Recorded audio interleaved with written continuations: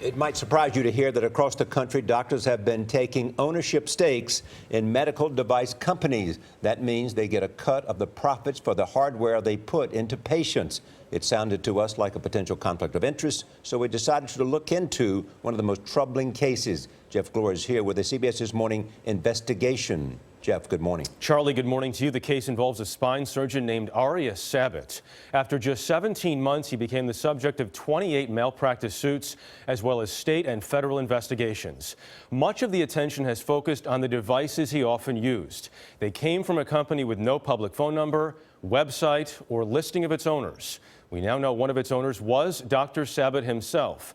And critics say these kind of arrangements encourage physicians to perform risky procedures simply to sell more hardware. You know, the old verbiage, your mother can light up a room. It was just an easy feeling around her and just a smile that was just unmistakable. Kevin Reynolds says his mother, Lillian Callback, spent her life taking care of everyone else until she could barely take care of herself. By the summer of 2010, Callback developed debilitating back pain. She was referred to Dr. Arya Sabat in Ventura, California.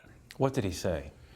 Just basically to the point that, I can help you. We have some lower back surgeries that's needed, and let's go ahead and schedule you as soon as possible. He said this within how many minutes of seeing her? Probably 3 to 5 minutes.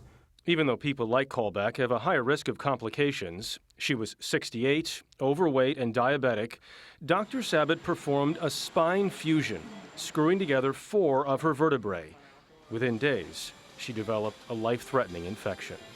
A support team of the hospital, an independent team, asked me not once, but twice to pull the plug on her. They couldn't do anything. I said no. Lillian Callback never walked again. And 7 months after the surgery, in May of 2011, she passed away. Reynolds is now suing Dr. Sabat for wrongful death.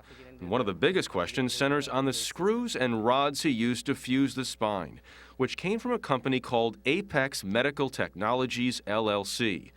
CBS News has learned that Dr. Sabat owned 20% of Apex.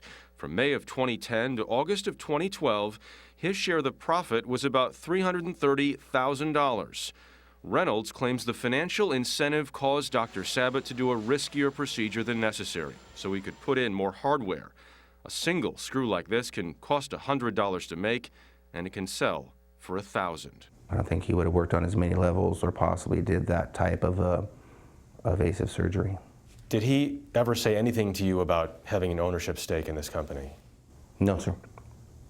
Court records show Callback's case is one of 28 brought against Dr. Sabat for his work at Ventura's Community Memorial Hospital. At least 10 of the suits involve Apex implants. In the 7 months before Dr. Sabat became an owner of the company, he did 115 spine surgeries. In the 7 months after, he did 154, a 34% increase. Dr. Sabat chose not to give us an interview for this story, citing pending litigation. But in a deposition, he claimed he simply had more cases as he became more established. As time went on, I got more and more referrals. And so by June of 2010, the wait time to have surgery done by me was probably around 2.5 to 3 months. Physician-owned companies now supply an estimated 1/6 of spinal implants nationwide. And today, the Inspector General of the Department of Health and Human Services is releasing a long-awaited report. It finds the hospitals these companies serve average 28% more spine surgeries. Dr. Scott Lederhaus and Charles Rosen are on the board of the Association for Medical Ethics. Both spine surgeons. They say they've seen many patients harmed by physician-owned companies. They took all this hardware out of just one of them. So you can see that there are 22 screws here. There's these long connecting rods that were used to connect each screw up and down the spine. None of that hardware was necessary. No, I've done patients with similar problems, haven't used any hardware. Over the course of a year, how much extra do you think these doctors are making? I think the guys that are being egregious could make, just from putting in the implants, perhaps on excess of $500,000 each per year. Doctors are not supposed to be salesmen. You think this turns them into salesmen? It absolutely turns them into salesmen. They are retailing the screws after buying them wholesale. No one from Apex would give us an interview.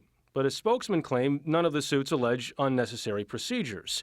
In fact, at least 8 of the 10 plaintiffs we identified say they will allege unnecessary procedures, though no one's claimed the implants were defective. In depositions, Dr. Sabat has denied the allegations. He charges that his former medical group encouraged patients to sue so it could fire him and avoid paying his bonuses. I think it's pretty easy to just extrapolate a little bit and say that the lawsuits would not have occurred had they not. Dr. Sabat has sued for wrongful termination. He also blamed a non-sterile operating room for patient infections. And in a deposition, the CEO of the hospital, which is also being sued, defended Dr. Sabat. The vast majority of cases that Dr. Sabat did were appropriate. Do patients understand what's going on here? Absolutely not. I think they should ask the doctor what equipment they're going to use and if they're a member of a physician-owned distributorship. Are they selling this equipment? And if they are, I think they should get up and walk out as fast as they can. The office of Senator Orrin Hatch tells us the Justice Department is investigating whether Dr. Sabat's ownership stake in Apex led him to perform unnecessary procedures. Last month, the California Medical Board accused Sabat of negligence in his care of 5 patients. It will decide whether to revoke his state license after a hearing. For the time being, Dr. Sabat is still practicing in Michigan. Jeff, do they provide just spine implants or other types as well? It's not just spinal implants in this case. Sometimes knee, hip, cardiac implants in some cases, but the folks who are worried about these physician-owned distributorships focus mostly on the spinal implants because they say so many of these procedures are unnecessary. Dr. Lederhaus and Rosen say that if you go to a doctor and he says you need a spinal implant, get a second opinion. All right, Jeff, thank you. Okay.